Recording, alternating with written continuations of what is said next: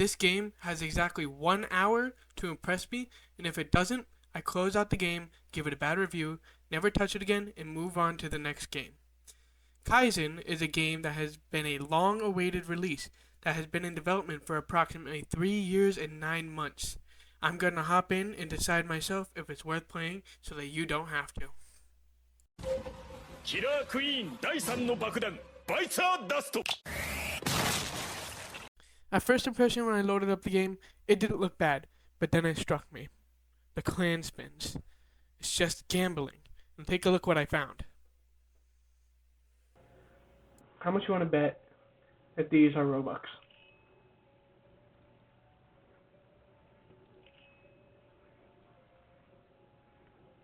I don't know how I knew. Yep. There is Robux to speed up your clan spins and Robux to buy more clan spins. This is an immediate problem in terrible game design, but I'm not going to talk about that right now. So, when I first loaded into the map, I immediately noticed that there was an arrow and a marker on the top of your screen which tells you where you need to go to progress. This is a great thing, and I'm glad they did it because without it, I probably would not have known exactly where I'm going. And I'm just going to start off with some of the good things about this game before we get into the immense amount of bad things. Starting off, this game has great guides and great guidance, and you'll never know where you're not supposed to be. Also, I loved this cutscene even though it was not necessary at all. I know I said I wasn't getting to get into the bad things, but just take a look at this. Oh no. Oh no. Oh no, no, no. Yup, the game is a bandit beater. Everybody boo. Nobody likes bandit beaters. This is proof of a money-hungry game that wants to take shortcuts, because nobody wants bandit beating as linear progression.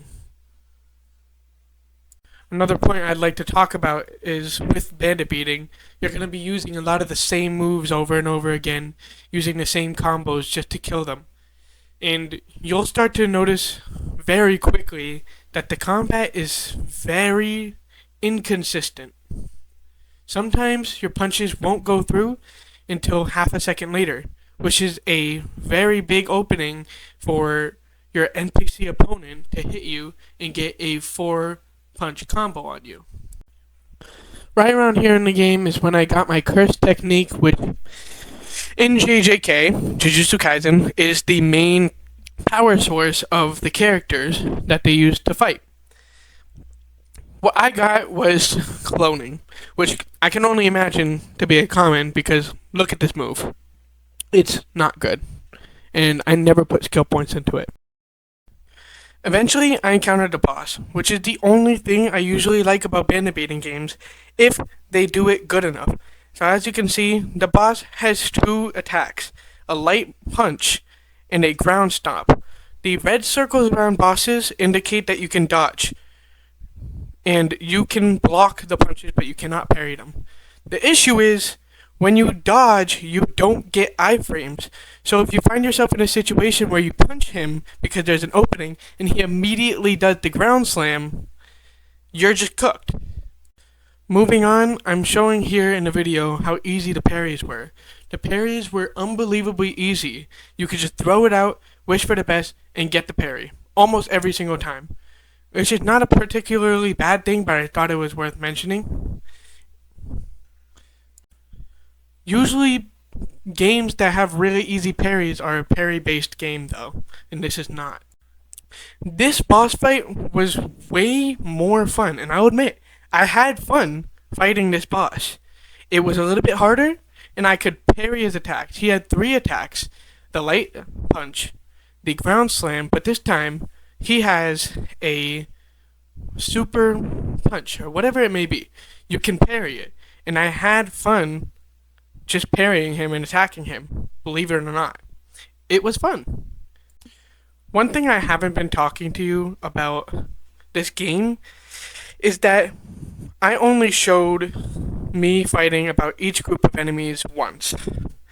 The issue is, what I didn't show is the fact that you have to fight these enemies around 7 times before you can move on to the next one, except for the bosses, which took around 3 or 4 tries. One of the other good things that I wanted to talk about was that it's not just a progression that has really good guidance.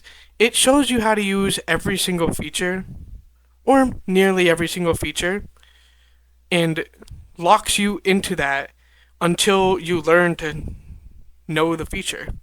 For example, the stat points, it didn't let me go on until I put my stat points in and I knew how to do that. That's good.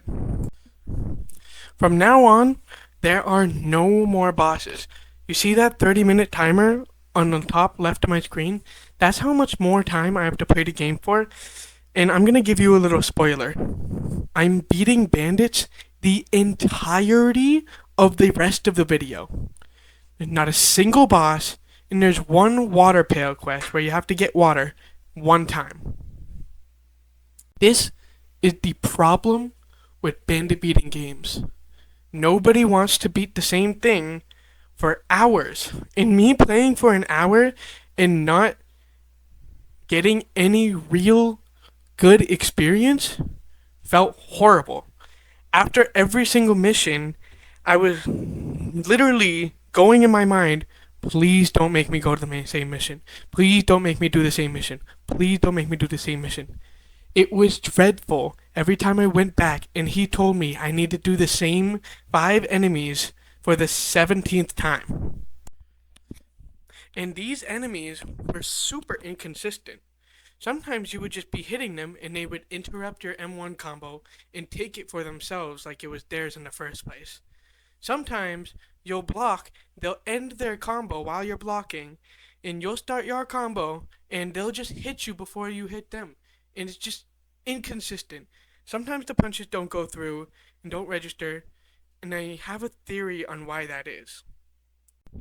What I think happened somewhere along the lines of coding, they coded for M1s to have a cooldown. Most games do that, obviously, so you can't M1 unrealistically. Usually it's around, give or take, 0.3 seconds. And most games took battle the problem that I'm having right now, insert input lag or input delay so that if you put the input in and it doesn't happen during the cooldown, it'll happen as soon as the cooldown ends. I'm thinking that this game did not put any input delay whatsoever, and it just makes it so that you don't do a punch at all. So sometimes you'll just be clicking as fast as you can, and there will just be a couple frames opening where you can just get punched, even though you're clicking as fast as you can. I'm going to circle back to the fact that this entire game is just a bandit beater, and I want to take that into account for this entire game review because in the entire hour that I played, I was beating bandits. 5 minutes of it was learning how to play the game. And bandit beaters usually always get a negative review. And so here's what I'm going to do. I'm going to give my final review and my final thoughts on this game. I hope that my advice can maybe somehow reach the developers and, I don't know, maybe make a change for the better. My review on this game is that it's not good. It's a bandit beater. It has much gambling, a lot of purchases that you can make to put you above other people, such as permanent curse techniques, kind of like how you can buy permanent fruits and block fruits and automatically get an advantage over people with bad curse techniques. Another thing is the inconsistent combat, which could have a very easy fix if they just look into it, test it, and release a better version of the combat. I don't even think the bandit beating would be all that bad if they fixed how long the bandit beating takes and how inconsistent the combat is. I don't think this is a bad game. I think this is just a badly designed and made game. The game looks great visually, and it could have had a lot of potential because the trailers looked like it was a very good game. My review for the player is don't play this game. It's a waste of time. I spent an hour on it and got remotely nothing done.